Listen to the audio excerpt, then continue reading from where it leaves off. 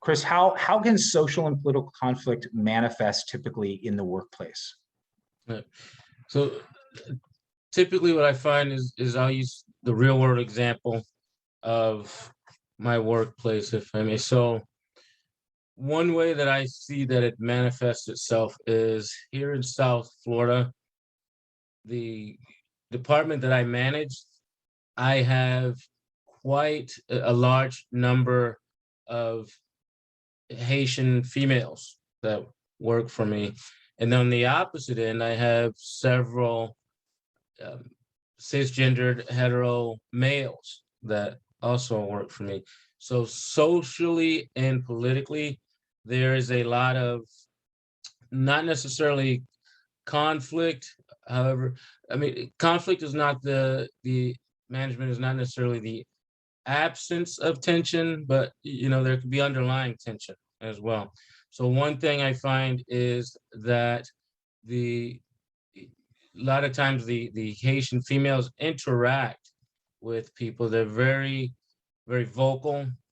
Very there's their emotions are there. They're out front. They're not bashful or ashamed about it. Whereas a lot of times my male Caucasian employees are a lot more stoic in the way they go through the day-to-day operations.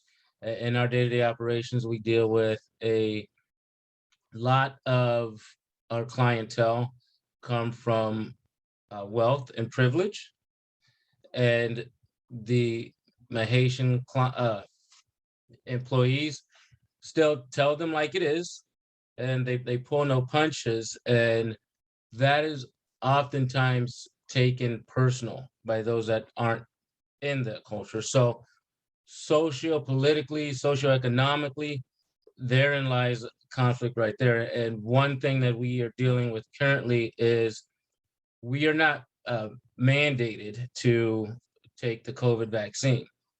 So I have a lot of employees of color who don't want to take the vaccine for whatever reason.